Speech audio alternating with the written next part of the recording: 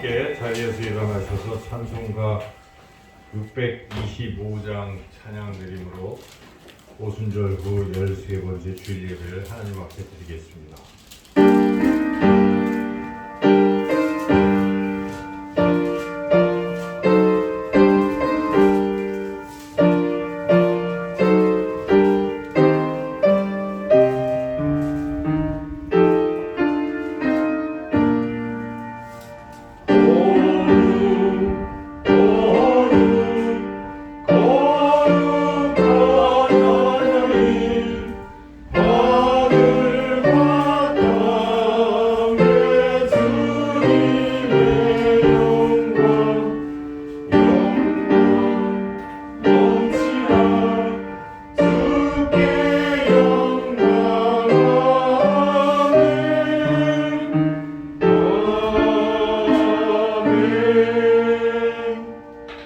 할렐루야. 하늘에서 여호와를 찬양하며 높은 데서 그를 찬양할지어다. 그의 모든 천사여 찬양하며 모든 군대여 그를 찬양할지어다. 해와 달이 그를 찬양하며 밝은 별들아 다 그를 찬양할지어다. 아멘.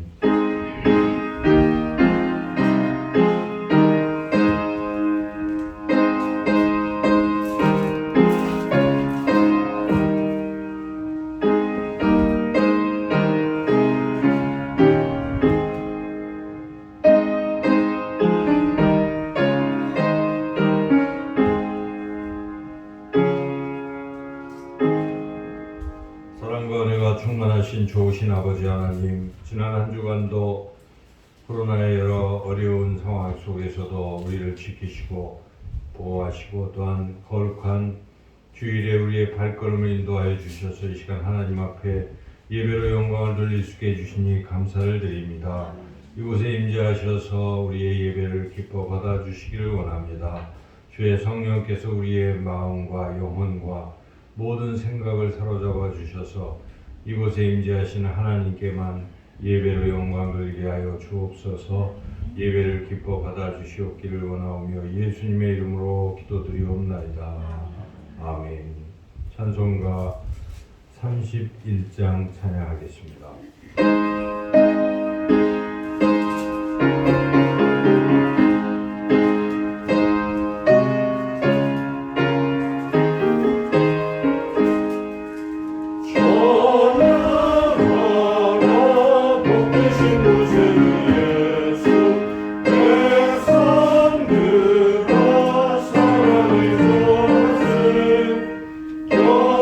경배하라 하늘에서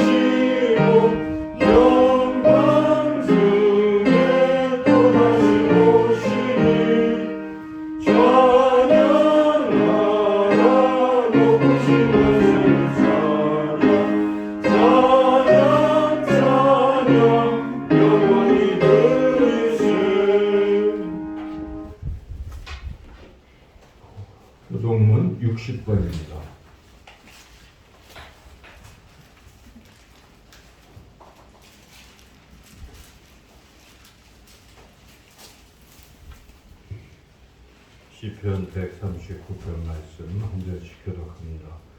여호와여, 주께서 나를 살펴보셨으므로 나를 아시나이다.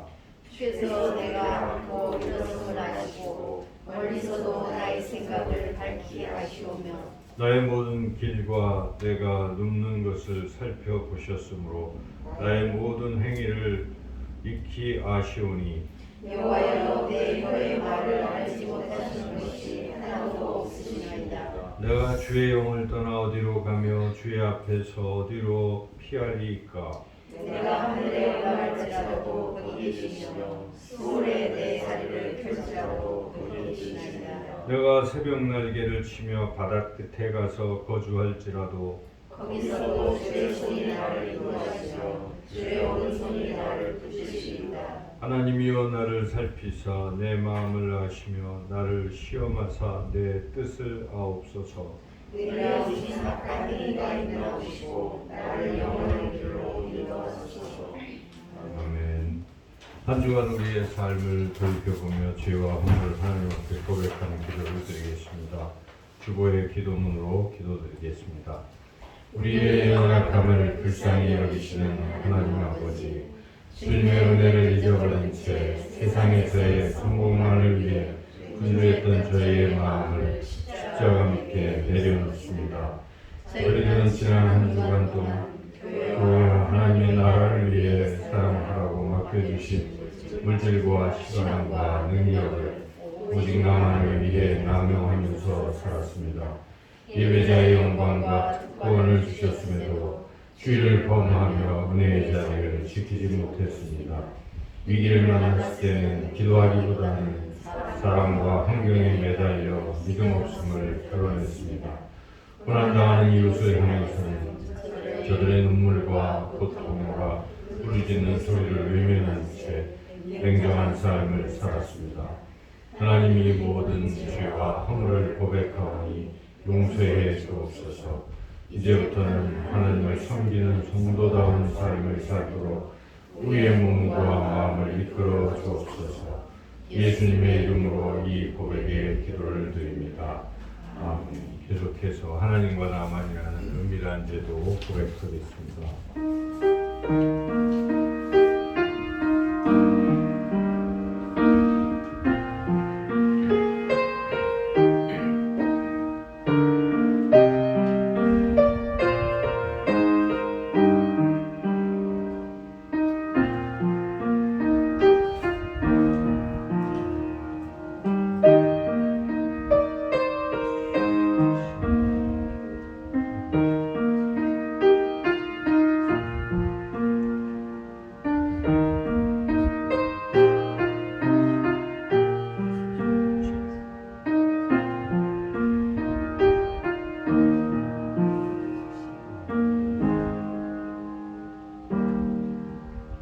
그가 내 모든 죄악을 사하시며 내 모든 병을 고치시며 내 생명을 파멸해서 속량하시고 인자와 긍휼로 관을 씌우시며 좋은 것으로 내 소원을 만족하게 하사 내 청춘을 독수리같이 새롭게 하시는도다.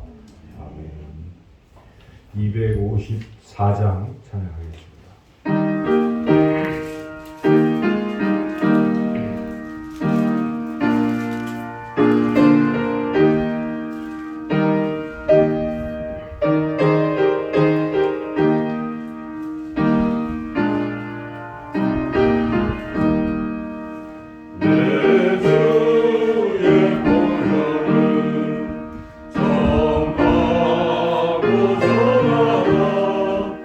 내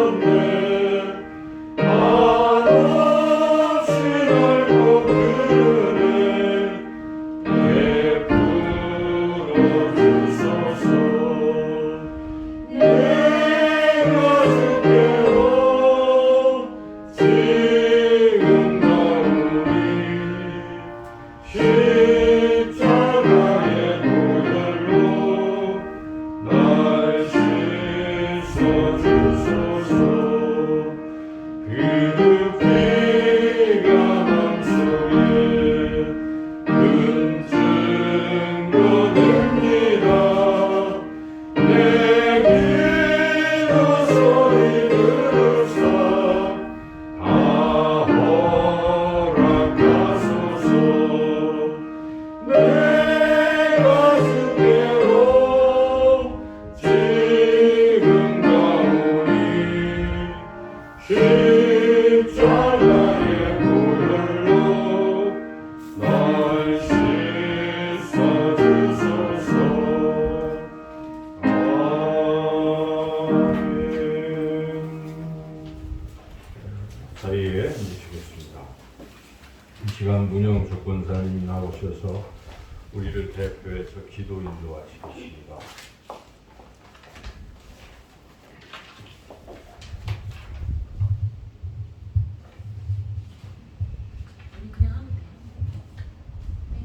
기도드리겠습니다. 사랑이 많으신 하나님 아버지, 우리를 사랑하셔서 자녀 삼아주시고 지켜주시며 또한 인도하여 주신 하나님의 크신 사랑에 무한한 감사를 드립니다. 아멘. 이 시간 지금까지 우리에게 행하셨던 하나님의 사랑을 기억하게 하시고 미래에도 행하실 하나님의 약속의 말씀을 믿고 하나님이 주실 복을 기대하며 우리를 구원하신 예수님처럼 기도와 말씀으로 순종하는 삶을 살아가게 하옵소서. 아멘. 긍휼이 많으신 하나님 아버지, 코로나19 확산으로 인하여 우리의 삶에 많은 어려움이 있습니다. 어려움에 처해 있는 주님의 자녀들이 믿음이 약하여지고 약함을 용서하여 주시옵고 또 격려하여 주시며 위로하여 주시어서 믿음을 회복시켜 주시옵소서. 아멘. 믿음을 굳건케 하시고 하나님을 신뢰하며 감사하며 살아가게 하옵소서. 아멘. 또한 건강의 문제와 경제적인 어려움 또한 여러 가지 가정의 어려움으로 인하여서 어려운 성도님들도 있습니다. 내가 새벽 날개치며 바다 끝에 가서 거주할지라도 주의 손이 인도하시며 붙드시겠다는 약속의 말씀을 믿고 믿음으로 이겨나갈 수 있도록 도와주시옵소서. 하나님의 말씀을 전하시는 목사님 위에 성령 충만 주시고 목사님의 건강과 또한 보필하시는 사모님의 건강과 또 자녀들과 가정을 축복하여 주시옵기를 간절히 기도합니다. 예수님 이름으로 기도드렸습니다. 아멘. 예수님께서 가르쳐 주신 주기도문을 함께 드리겠습니다. 하늘에 계신 우리 아버지, 아버지의 이름을 거룩하게 하시며 아버지의 나라가 오게 하시며 아버지의 뜻이 하늘에서와 같이 땅에서도 이루어지게 하소서. 오늘 우리에게 일용할 양식을 주시고 우리가 우리에게 잘못한 사람을 용서하여 준 것 같이 우리 죄를 용서해 주시고 우리를 시험에 빠지지 않게 하시고 악에서 구하소서. 나라와 권능과 영광이 영원히 아버지의 것입니다. 아멘.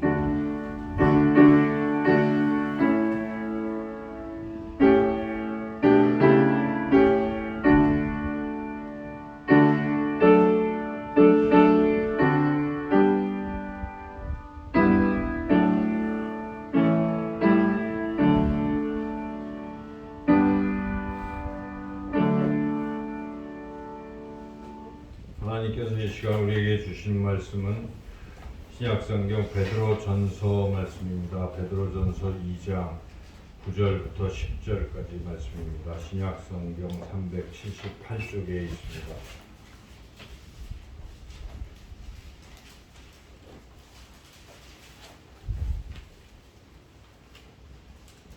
베드로전서 2장 9절부터 10절까지 말씀을 제가 봉독하겠습니다. 그러나 너희는 택하신 족속이요 왕같은 제사장들이요 거룩한 나라요 그의 소유가 된 백성이니 이는 너희를 어두운 데서 불러내어 그의 기이한 빛에 들어가게 하신 이에 아름다운 덕을 선포하게 하려 하심이라.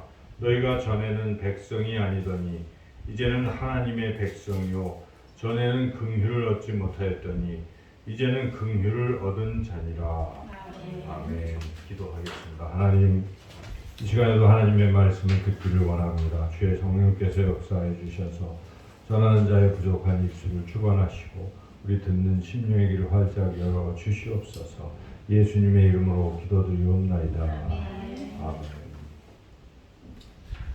오늘 우리가 읽은 이 말씀 베드로전서를 먼저 생각해 보면 베드로전서는 사도 베드로가 쓴 서신서인데 당시 소아시아의 여러 성도들에게 쓴 편지입니다. 그 소아시아 성도들은 여러 가지 핍박과 환난을 겪고 있었습니다. 시기적으로 베드로도 뭐 순교할 텐데 그때는 이제 로마의 네로 황제가 기독교인들을 많이 핍박하는 그런 때였습니다. 그래서 기독교인들은 로마로부터 핍박을 받고 있었고 또한 그 옆에 이렇게 사는 사람들로부터도 또 어려움을 겪었는데 그 이유는 이 기독교인들은 거룩하게 성결하게 살려고 애를 썼기 때문에 그런 모습들이 이렇게 본이 되고 하지를 않고 그들에게는 도전이 되는데 싫은 겁니다.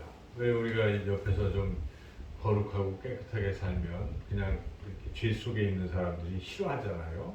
너만 왜 유별나게 그러냐 이제 그런 식으로 당시 기독교인들을 이제 괴롭히는 거죠. 그래서 당시에 그리스도인이 된다는 건 쉽지가 않고 여러 가지 어려움 속에 놓여 있었던 겁니다. 그래서 이 사실을 베드로가 알고 있기에 이들을 이제 격려하기 위해서 편지를 보낸 것이 바로 베드로전서입니다. 그래서 베드로전서는 처음부터 쭉 읽어보면 환난과 어려움, 힘든 이런 속에 있는 분들이 말씀을 통해서 큰 위로를 얻을 수 있는 그런 말씀들입니다. 그래서 여러 가지 교훈들이 있는데 그 중에 우리가 특별히 오늘 2절의 말씀을 읽었습니다. 이 2절의 말씀도 상당히 유명한 그런 말씀인데 이 말씀을 통해서 우리가 하나님께서 우리에게 어떤 교훈을 주시는지 함께 은혜를 나누고자 합니다. 요약을 먼저 해본다면 크게 두 가지 교훈이 있습니다. 이런 핍박, 환난을 우리가 어떻게 이겨낼 수 있는가? 한마디로 자기 정체성을 잘 알고 있으면 이겨낼 수 있다. 내가 누구냐를 알면 고난과 환난과 역경을 능히 이겨낼 수 있다는 것. 그게 첫 번째 교훈이고 두 번째 교훈은 이제 그렇게 정체성을 가진 사람에게 하나님께서 주시는 사명입니다. 여기에 나온 말씀대로 하나님의 그 아름다운 덕을 선포하고 살라 하는 그런 교훈. 그래서 크게 이렇게 두 가지 교훈을 우리에게 주는 말씀인데요.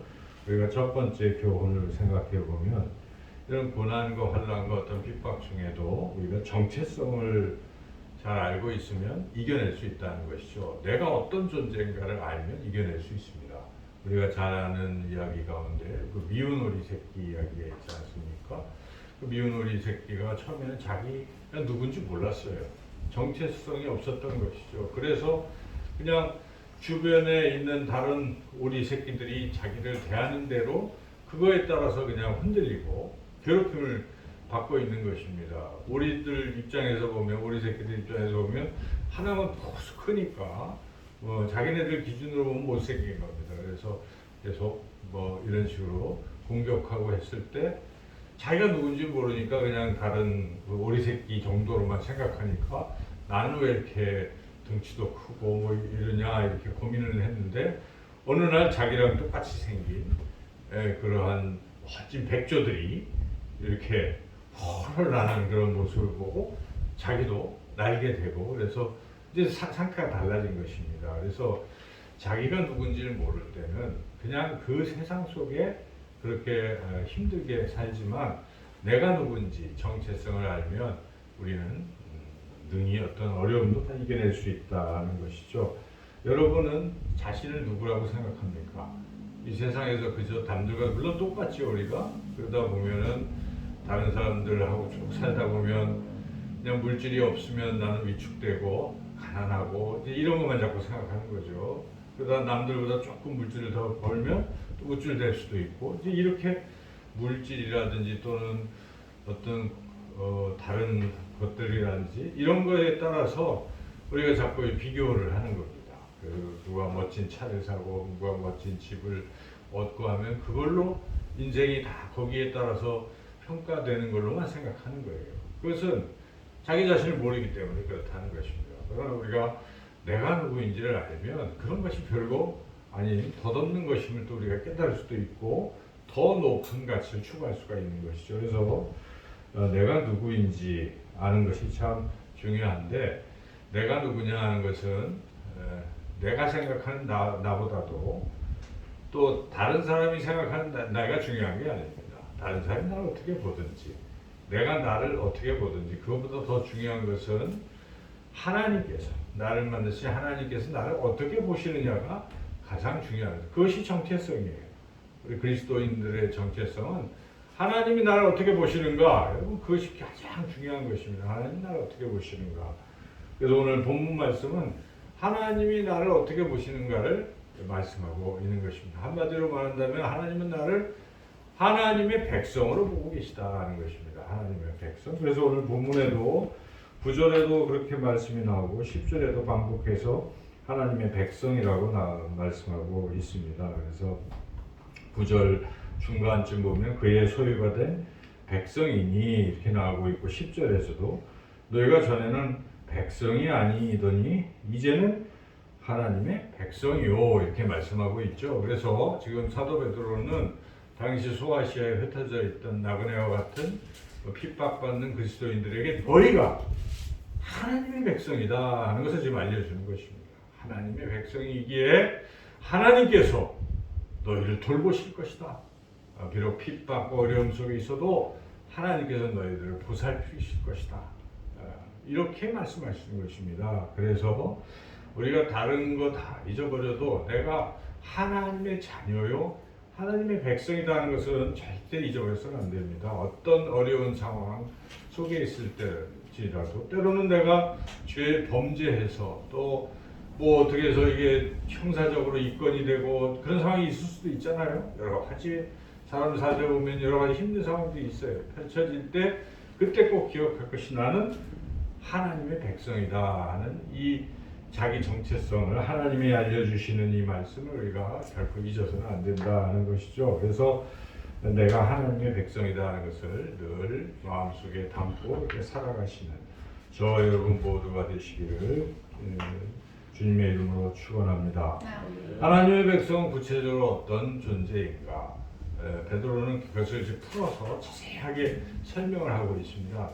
5가지 정도로 우리가 생각할 수 있는데 첫째로 하나님의 백성은 하나님께서 선택하신 족속이다. 여기 오늘 이 본문의 9절에 보면은 너희는 택하신 족속이요 이렇게 시작이 되지 않습니까? 선택받았다는 것입니다. 하나님의 백성은 하나님이 선택하시는 것입니다. 우리가 하나님의 백성이 되겠다고 해서 하나님의 백성이 되는 것이 아닙니다. 하나님께서 선택하셨기 때문에 하나님의 백성이 된 것인데 하나님은 우리를 언제 선택하셨을까요? 성경을 읽어보면 에베소서 1장 4절에서 하나님은 우리를 세상을 만드시기 전에 미리 우리를 다 선택하신 것입니다. 너희들은 내 백성이라고 선택하신 것입니다. 그래서 사도 베드로는 에베소서를 쓰면서 창세 전에 곧 창세 전에 그리스도 안에서 우리를 택하사 이렇게 말씀하고 있어요. 그래서 우리는 세상을 만들기 전부터 미리 선택받았다. 이거 우리가 늘 생각해야 됩니다. 나 같은 존재가 나 별거 아닌 줄 알았는데 하나님이 세상을 만드시기 전부터 나를 선택하셨다고 한다면 만약에 이것을 믿는다면요. 이게 얼마나 놀랍습니까? 남들은 나를 우습게 보고 어떻게 할지라도 그게 아니잖아요. 나라는 존재는 세상이 만들어지기 전에 하나님이 나를 택하셨다. 이것만 믿는다면 우리는 어떤 상황에서도 그 하나님을 붙들게 될 것입니다. 어떤 상황도 이겨낼 수 있다는 것이죠. 그래서 우리가 믿음이라는 것이 내가 뭘 해가지고 내가 구원받고 하나님의 자녀가 내가 됐고 이런 생각을 우리가 버려야 돼요. 그것이 아닙니다. 우리는 그렇게 할 수도 없는 존재였지만 하나님께서 우리를 특별히 사랑하셔서 우리를 미리 창세전에 선택하시고 그리고 때가 되었어요. 여러분 삶에서 내가 예수님을 믿을 때가 있잖아요. 어떤 사람은 태어날 때부터 하지만 어떤 사람들은 이렇게 살다가 어느 날 하나님 부르셨어요. 부르시면 순간은 또 다른 것이죠. 근데 선택은 미리 해놓으신 것입니다. 선택하신 후에 때가 됐을 때 우리를 부르신다는 것입니다. 그럴 때 우리가 응답하고 나갔을 때 내가 하나님의 백성이 하나님의 자녀라는 것을 다시 한번 이제 확신하게 되는 때가 있는 것이죠. 그래서 우리는 우리가 하나님 앞에 나아갔다기보다도 하나님께서 우리를 선택하셨다는 것을 우리가 늘 생각합니다. 그런데 이게 굉장히 의미가 달라요.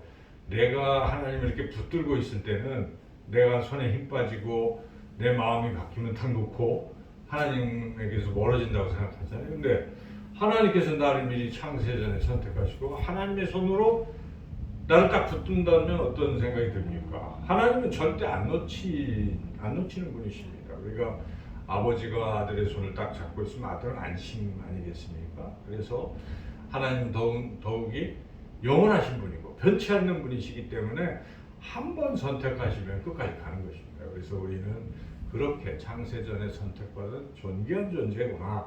이걸 우리가 늘 잊지 마시고 그러한 존재다는 것을 우리가 늘 기억하고 감사하며 살아야 되겠습니다. 두 번째로 하나님의 백성인데 어떤 존재라고 말씀하고 있습니까? 왕같은 제사장이다. 네, 왕같은 제사장들이다. 이렇게 말씀하고 있습니다. 제사장이라는 것이죠. 일단 제사장. 제사장은 무엇입니까? 제사장은 우리가 생각해 보면은 그 구약 성경을 읽어보면 제사장이 뭐합니까? 제사장은 백성들과 하나님을 연결하는 사람입니다. 백성들이 죄를 져가지고 어떻게 나갈 수가 없을 때 제사장한테 얘기를 해서 뭐 소도 잡고 양도 잡고 이렇게 제물을 드려서 죄사함을 받잖아요. 그때 누가 그걸 중간에 다 주선하고 연결합니까? 제사장이 하는 것입니다. 제사장. 그래서 제사장의 책무는 고린도후서 5장 18절에 화목하게 하는 직책이라는 것입니다. 그래서 하나님과 화목하게 해주는 게 제사장입니다. 그래서 죄로 하나님과 불화한 존재들을 화목하게 하는 것입니다. 이 제사장. 근데 이 제사장이 단순히 구약 시대의 제사장들만 일컫는 것이 아니라 오늘 우리를 다 하나님이 제사장으로 지금 택하셨다는 것입니다. 우리는 다 제사장이라는 것이죠. 그런데 보통 제사장이 아니라는 것이죠. 앞에 왕 같은 제사장이다. 이런 수식어가 또 붙어 있죠. 왕 같은 제사장의 대표적인 경우가 멜기세덱인데 창세기에 보면 멜기세덱은 왕이면서 제사장이에요. 그래서 히브리서 7장 1절에서 이 멜기세덱은 살렘 왕이요 지극히 높으신 하나님의 제사장이라 이렇게 말씀하고 있습니다. 그래서 여기서 왕 같은 제사장이라면 그걸 생각하는 거예요. 그래서 멜기세덱과 같은 왕의 역할도 하는 제사장이다. 옛날에는 제사와 정치가 서로 일치됐잖아요. 지금은 다 분리가 되어 있지만 그때 당시에 그런 모든 권한을 다 가진 그런 사람이죠. 그런데 바로 이렇게 진정한 왕이시고 또한 대제사장이신 분이 바로 우리 예수님이십니다. 그러니까 예수님을 가리키는 것인데 왕 같은 제사장. 그런데 이 예수님을처럼 우리를 그렇게 대한다는 것은 우리가 예수님이 하는 일을 대신하는 존재다. 이 말씀 그런 뜻입니다. 왕 같은 제사장이라는 것은 예수님이 할 역할을 대신하는 그리스도의 편지요, 그리스도의 사신이다. 이런 의미로 지금 베드로는 그 흩어져 있는 나그네들에게 편지를 보낸 것이죠. 그래서 우리는 예수님을 대신하는 그러한 사람들인데 예수님께서는 우리에게 두 가지 또 권한을 주십니다. 하나는 이 성령을 통해서 이 증인의 그러한 권능을 우리에게 주신다는 것이고 또 다른 하나는 기도의 권세를 주신다는 것입니다. 그래서 예수님께서 승천하실 때 제자들에게 오직 성령이 너에게 임하시면 너희가 권능을 받고 예루살렘과 온 유대와 사마리아와 땅 끝까지 이르러 내 증인이 되리라 하시니라. 되라가 아니라 그러니까 우리가 스스로 되는 것이 아니라 하나님 우리를 증인으로 만들어 주시는 것입니다. 그래서 그렇게 권능을 주셔서 우리가 증인대 이런 역할이 바로 예수님을 대신하는 역할이죠. 예수님의 증인이니까 그것이 바로 왕 같은 대제사장이라는 뜻이고 또 하나는 예수님께서 마태복음에 보면은 교회 세운다는 말씀을 하시죠. 내가 내 교회를 세우리니 하고 이제 교회를 세우고 그 교회에게 권세를 주십니다. 그 권세가 기도의 권세예요. 내가 천국 열쇠를 네게 주리니 네가 땅에서 무엇이든지 매면 하늘에서도 매일 것이요 네가 땅에서 무엇이든지 풀면 하늘에서도 풀리리라.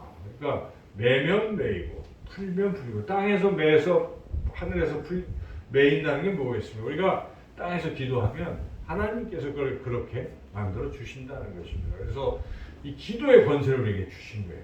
교회에 기도의 권세를 주셨어요. 교회의 이 교회 공동체 각 우리 예수님 믿는 우리들에게 그렇게 기도의 권세를 주셨다는 것입니다. 증인의 그런 그 권세, 권능도 주실 뿐만 아니라 기도의 권세, 이 두 가지를 주셔서 바로 왕 같은 제사장의 일을 감당하게 하신 것입니다. 그래서 우리는 기도하면서 또 복음을 전하면서 불신 영혼들을 하나님께로 이렇게 화목케 하는 이 제사장과 같은 역할을 하는 거예요. 우리가 그냥 먹고 살고 그냥 죽고 이런 존재에 불과한 것이 아니라 우리가 해야 될 일은 세상의 그 어떤 이들에도 우리가 이러한 역할과 권세를 가지고 기도하고 전도해서 그들을 하나님과 화목하게 하는 이 사명을 감당하는 존재인 것을 우리가 늘 기억하고 잊지 마시기를 축원합니다. 이제 세 번째로 우리가 어떤 존재인가? 거룩한 나라라고 그렇게 말씀하고 있습니다. 그래서 거룩한 나라요 이렇게 되잖아요. 거룩한 나라. 그러니까 나라라는 것은 물론 하나님의 백성들이 살고 있는 그런 곳인데 이것은 우리 교회 공동체를 가리키는 말입니다. 이것도 하나님의 나라 아니겠어요? 교회도 하나님 나라의 모형인데 이 하나님의 나라인 교회 공동체가 거룩하다는 것입니다. 그래서 우리가 사도신경에서 신앙 고백할 때 거룩한 공교회와 이렇게 해서 교회하면 떠오르는 게 거룩함이라는 것이죠. 교회는 거룩한 곳이다 하는 것이죠. 물론 세상 사람들은 요즘 뭐 코로나를 시작으로 아주 교회를 아주 나쁘게 보잖아요. 나쁜 부분들이 드러나고 있어서 또 그렇긴 한데 그렇다 하여 교회가 거룩성을 상실한 것은 아니라는 것입니다. 왜냐하면 교회는 하나님이 임재하시는 곳이고 하나님께서 임재하셔서 예수 그리스도의 십자가의 보혈로 교회를 늘 정결케 하는 것이에요. 그래서 교회 공동체는 항상 거룩한 공동체라는 것이죠. 우리가 비록 죄인이죠. 우리는 죄를 짓지만 우리가 이렇게 예배를 드리고 기도하고 예수님의 십자가 보혈로 우리 어떻게 됩니까? 거룩하게 되는 것이 의인이 되는 것입니다. 그래서 죄인이지만 의인이에요. 적어도 하나님이 보실 때 그렇다는 것입니다. 하나님이 보시면 우리는 의인으로 보고 계신 것입니다. 세상 사람들이 정죄할지라도 하나님을 의인으로 보시기 때문에 여러분 때로는 우리가 죄 가운데서 이렇게 하지만 그러나 우리가 기도하고 주님의 십자가 보혈을 다시 붙드는 순간 우리는 새롭게 되는 것이고 우리 하나님 앞에 의인이 되는 것입니다. 이것은 하나님의 은혜입니다. 항상 우리가 그러한 죄인인 내가 의인이 되었구나 하는 것에 대한 감격이 있어야 돼요. 나 같은 자가 의인이 되고 주님의 십자가 보혈로 의인이 되었음에 감사하고 거룩한 나라라는 것을 우리 교회 공동체도 우리가 서로 교회를 막 비난도 하고 서로 미워도 하고 그러는 데도 가끔 있지만은 그러나 우리가 교회에 볼 때 소중하게 생각해야 돼요. 주님의 몸이고 거룩한 공동체다. 주님이 그렇게 하고 계신 곳이다. 그래서 우리가 교회 하면은 그런 믿음을 가지고 우리가 대해야 된다는 것이죠. 그리고 그 교회의 구성원인 나도 주님의 보혈로 흠없고 거룩한 보배로운 피로 우리가 거룩하게 되었다는 것을 늘 기억해야 됩니다. 그리고 이 거룩하다는 것은 두 가지 의미가 있는데 하나는 지금 말씀드린 대로 깨끗하고 하는 이런 의미가 있는데 또 하나는 구별된다는 뜻이 있습니다.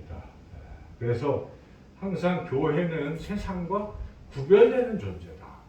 나도 우리 자신도 세상과는 구별된 존재다. 우리가 이런 생각을 가져야 돼요.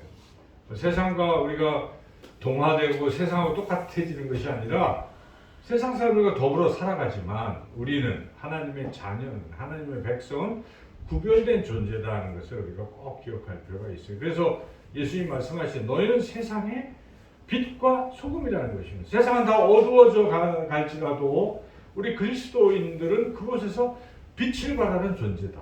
세상의 빛이다 하는 의식이 우리에게 있어야 됩니다.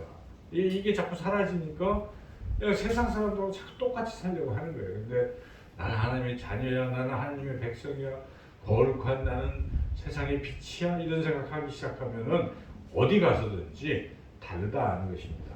잘 아는 것처럼 그 어떤 왕자지만은 그가 그 거지 속에 있었지만 여전히 왕자의 그 품위를 가지려고 끝까지 가잖아요. 그래서 그와 같이 우리는 항상 거룩한 존재다라는 것을 늘 기억해야 된다는 것이죠.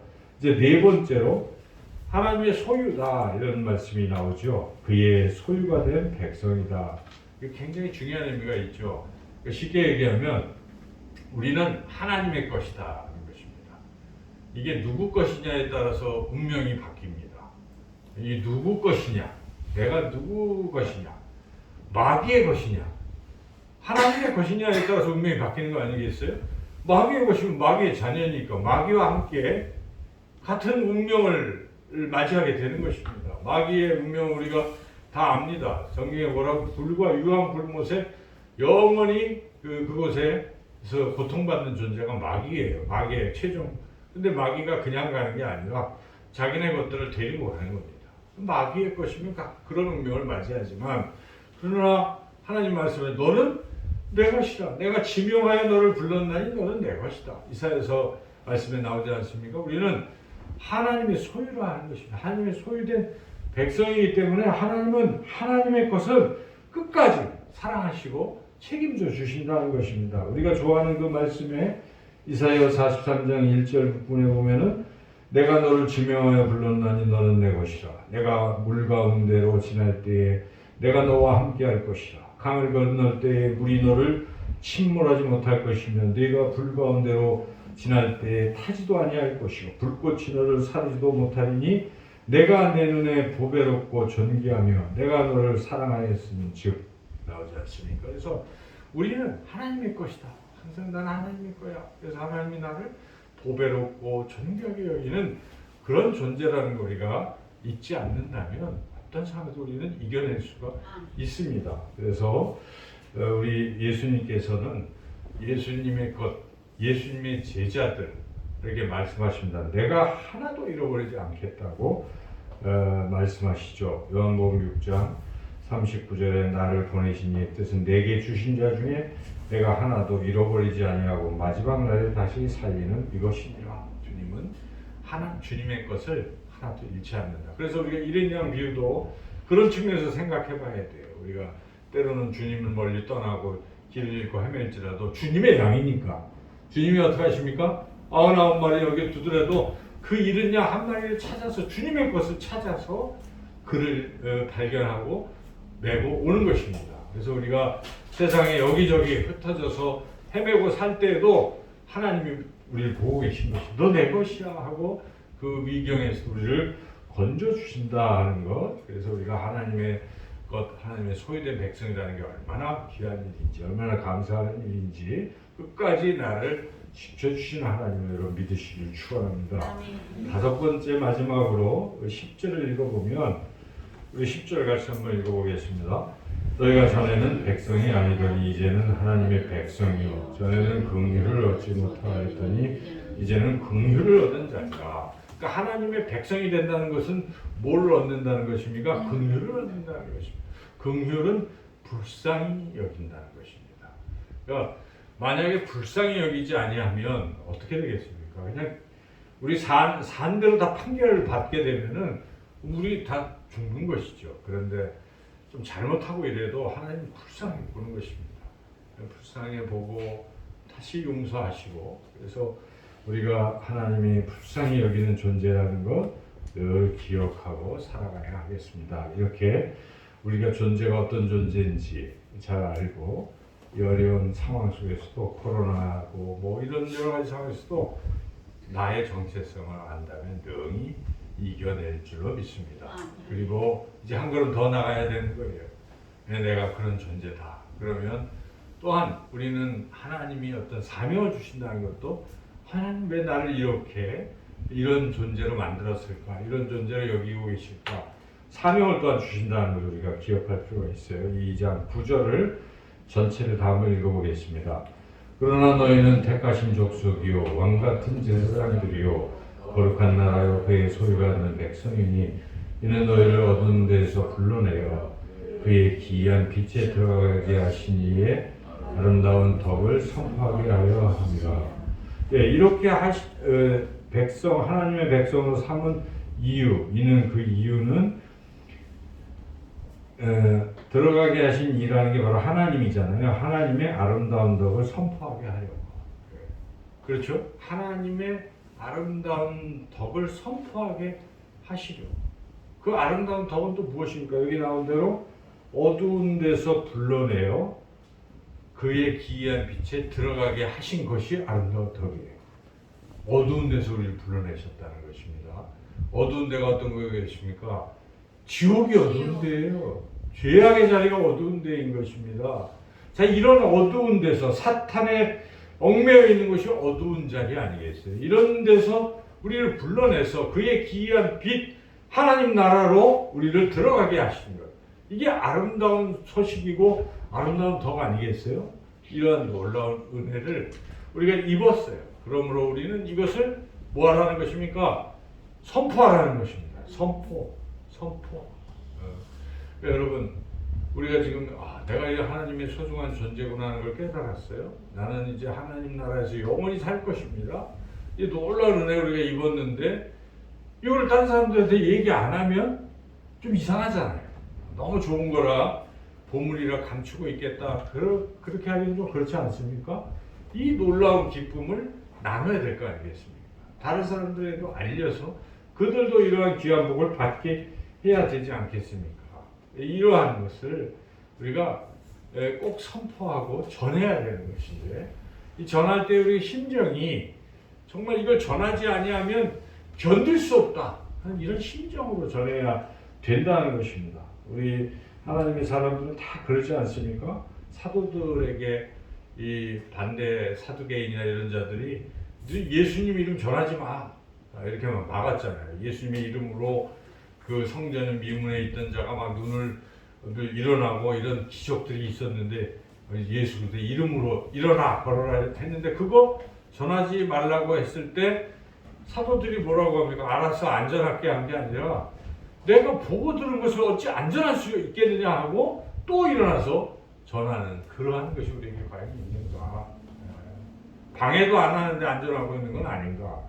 우리가 이런 놀라운 은혜를 정말 받은 사람이라면 이걸 그런 심정을 가지고 전해야 됩니다. 지금 우리가 예레미야서를 읽고 있는데 이번 주쯤에 아마 20장을 읽게 되면 20장에서 예레미야가 이제 그런 말을 하는데요. 예레미야가 처한 상황을 지금까지 쭉 읽어보면 알겠지만은 다 싫어해요. 그 이스라엘 백성들이 싫은 거예요. 망한다고 자꾸 하니까. 바벨론 포로 끌려간다 그러고 주의 우상 숭배로 인해서 계속 그런 얘기만 하니까 복의 얘기라기보다 이렇게 잘못한 것만 자꾸 혼을 내고 있기 때문에 이스라엘 사람들 또 그 남유다의 여러 왕들이 다 싫어하고 때로는 예레미야를 막 가두고 때리고 이런 일을 자꾸 하는 거예요. 근데 예레미야는 그래도 하나님이 부르셔서 이 사실을 전하라고 하셨기 때문에 이걸 전하는 거예요. 근데 그가 예레미야 20장에서 그런 치욕과 모욕을 당하면서도 이렇게 고백합니다. 하나님을 전하지 않으면 나의 마음이 불붙는 것 같아서 골수에 사무치니 답답하여 견딜 수 없나이다. 이렇게 말하고 하나님 말씀에서 전한다는 것이죠. 여러분, 우리가 이러한 간절한 마음이 있어야 돼요. 복음을 전하는 사람들은 이러한 심정이 있어야 되는 것이죠. 상황이 어려워, 코로나고 뭐라고 해요. 그래서 못 전한다. 그것이 아니라 이런 상황인데도 안전하게 견딜 수가 없는 거예요. 그래서 정말 이런 열정이 있다면 우리가 뭐 하겠습니까?